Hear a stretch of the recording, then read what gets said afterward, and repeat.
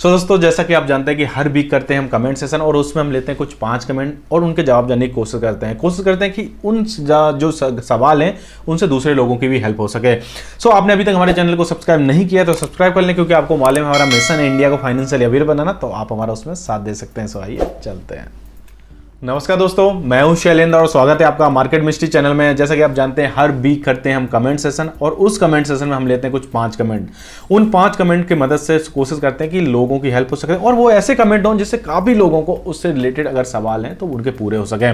सो जैसा कि आप जानते हैं कमेंट सेशन हमेशा की तरह छोटा होता है, तो स्किप ना करें, पूरा देखें, कहीं आपसे कुछ छूट ना जाए और वीडियो पसंद आए तो लाइक जरूर करिएगा। तो चलिए शुरू करते हैं बिना देरी करें और पढ़ते हैं आज का पहला कमेंट। और ये पहला कमेंट है रियल क्रिकेट लवर का। कह रहे हैं hi sir, I am not receiving any OTP on my registered phone number while tracking my status through application ID, please help sir। देखिए रियल क्रिकेटर लवर जी, अगर आपको OTP रिसीव नहीं हो रहा है तो आपको बैंक जाना पड़ेगा। बैंक से आप अपना मोबाइल नंबर है जो अपडेटेड उसको चेक करवाएं कि OTP क्यों नहीं आ रहा है। अगर सही मोबाइल नंबर है या जो नंबर उन्होंने वहाँ पे अपडेट किया वो गलत है, एक बार नंबर चेक करा लें कि कहीं ऐसा तो नहीं हो कि उन्होंने कुछ और नंबर अपडेट कर दिया हो जो आपके पास नहीं हो, या हो सकता है कि आपका पुराना कोई नंबर हो वो अपडेट हो। तो एक बार नंबर कंफर्म करा लें कि जो आप अपने मोबाइल में अभी यूज़ कर रहे हैं वही नंबर अपडेट होना चाहिए वहाँ पर, तभी OTP आएगा। तो एक बार ये चेक करा लें। फिर भी कोई दिक्कत आती तो आप नीचे हमें कमेंट करके लिख सकते हैं। अब पढ़ते हैं आज का दूसरा कमेंट। और ये दूसरा कमेंट है प्रतीक सावंत जी का। कह रहे हैं sir NBFC to bank loan transfer करना है, अप्रोक्सीमेटली कितना खर्च आएगा, प्लीज रिप्लाई। देखिए प्रतीक जी, इसमें आप लोन ट्रांसफर करने में खर्चा, आप कितना लोन अमाउंट ट्रांसफर करवा रहे हैं, सबसे पहले ये बताना पड़ेगा आपको कि लोन अमाउंट कितना है, उसके हिसाब से प्रोसेसिंग फीस लगेगी। क्योंकि प्रोसेसिंग फीस लोन अमाउंट पे कुछ परसेंटेज में लगती है, कोई 2% लेता है, कोई 1.5%, कोई 0.5% भी लेता है। तो अलग अलग बैंकों के अलग अलग हिसाब से प्रोसेसिंग फीस रहती है। साथ ही साथ उसके बाद आप जो प्रॉपर्टी है वो एक जगह से छुड़वा के दूसरी जगह मॉर्गेज कराएंगे तो उसमें खर्चा आएगा, साथ ही साथ इंश्योरेंस का खर्चा आएगा। तो बेसिकली 50,000 के अंदर अंदर खर्चा लगभग आ जाएगा और डिपेंड करता है आपका लोन अमाउंट कितना है, उसके हिसाब से खर्चा आ सकता है। अब पढ़ते हैं आज का तीसरा कमेंट। और ये तीसरा कमेंट है नीलेश सेनडाने जी का। ये कह रहे हैं कि सब्सिडी आने के बाद लोन ट्रांसफ़र करवा सकते हैं क्या अदर बैंक में, और अगर लोन ट्रांसफ़र करवाते हैं तो सब्सिडी वापस देनी पड़ती है क्या सर, डिटेल में समझाएं सर। देखिए नीलेश जी, लोन ट्रांसफ़र करने में सब्सिडी वापस देनी पड़ती है ऐसा कहीं लिखा नहीं है, ऐसा कहीं रूल नहीं है और ऐसा कोई गाइडलाइन भी नहीं है।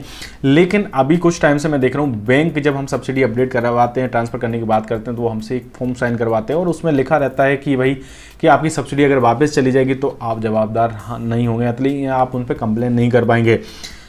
जैसे सब्सिडी आने के 1 साल तक तो हम नहीं कर सकते हैं, क्योंकि सब्सिडी हमें मिलती उसी बैंक के ब्याज के हिसाब से हमें सब्सिडी मिलती है। क्योंकि हमें सब्सिडी मिलती है इंटरेस्ट को कम करने के लिए, यानी 6% तक हमारा रेट ऑफ इंटरेस्ट कम हो जाता है 20 साल के लिए, उस पर हमें से वो सब्सिडी मिलती है। तो अगर आप लोन ट्रांसफ़र करवा रहे हैं तो पहले बैंक से बात करें और उनसे कोई भी फॉर्म्स रिटर्न में साइन करके ना दें कि सब्सिडी आपकी वापस चली जाएगी। और 1 साल के पहले तो आप बिल्कुल भी ना करें, ऐसा करते हैं तो सब्सिडी वापस भी जा सकती है, तो प्रॉब्लम हो सकती है। ठीक है नीरज जी। अब पढ़ते हैं आज का चौथा कमेंट है। चौथा कमेंट है भाविक दर्जी जी का। कह रहे हैं सर क्या आधार में एड्रेस चेंज कराने से सब्सिडी रुक जाती है, तो फिर सब्सिडी लेने के लिए क्या करना पड़ेगा।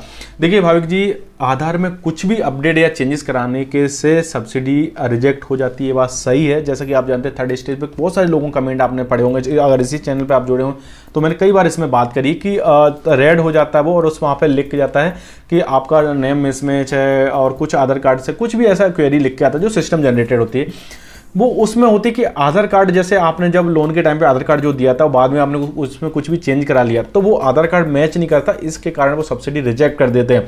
लेकिन दोबारा आप आधार कार्ड अपडेट करा देते हो उसको कॉपी देके तो वो फिर से सही हो जाता है। ये इतना बड़ा इशू नहीं है कि सब्सिडी आपकी रिजेक्ट ही हो जाएगी हमेशा के लिए।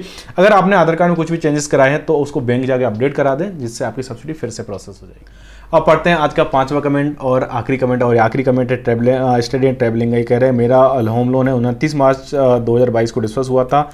PMI ID 29 मार्च को मिल गई थी, बेनिफिशियरी ID 29 अप्रैल 2022 को, और अमाउंट 2,67,280 रिसीव 10 मई। मेरा सब्सिडी 40 दिन में आ गया। Thank SBI for smooth and fast processing.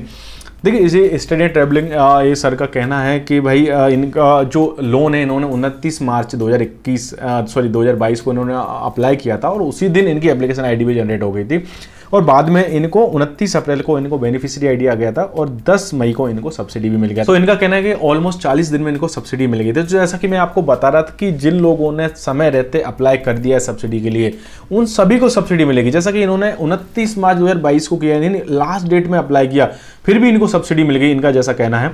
तो बाकी लोगों को भी मिलेगी जिनकी ऑलरेडी 29 मार्च यानी जो गाइडलाइन है, जो टाइमलाइन थी उससे पहले अगर किसी ने भी सब्सिडी को अप्लाई किया तो उनकी सबकी सब्सिडी मिलेगी।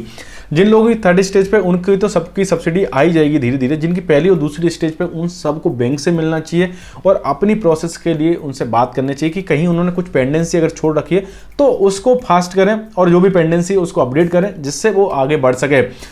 मैं समझता हूं कि सभी लोगों की सब्सिडी आएगी। जैसा कि उन्होंने बताया इनकी 40 दिन में आगे सेम प्रोसेस फास्ट हुई, इसी तरीके से बहुत सारे लोगों की सब्सिडी भी प्रोसेस हो रही है। Third, fourth stage, fifth stage. अभी हाल ही में मैं देख रहा हूं कि फोर्थ स्टेज, फिफ्थ स्टेज बहुत जल्दी मूव हो रहा है, बेनिफिशियरी आईडी आ रही है और सब्सिडी मिली।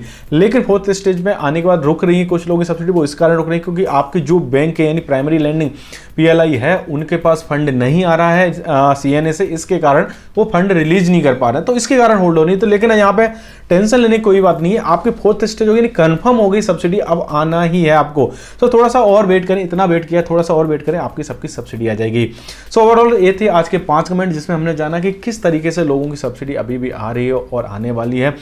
उम्मीद करता हूं आज का ये कमेंट सेशन आपको पसंद आया होगा। पसंद आया तो अपने दोस्तों परिजनों में शेयर करें और उन लोगों को भी शेयर करें जिनकी सब्सिडी रुकी हुई है आने वाली है।